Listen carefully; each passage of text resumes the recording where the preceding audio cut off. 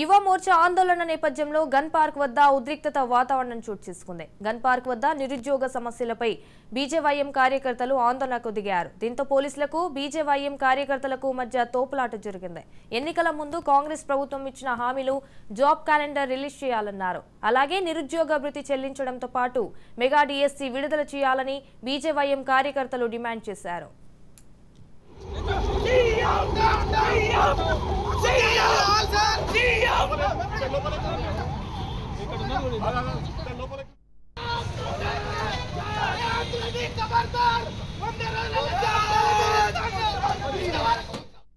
తర్వాత 100 రోజుల్లో నిరుద్యోగులకి 4016 నిరుద్యోగ వృత్తి ఇస్తున్నారు.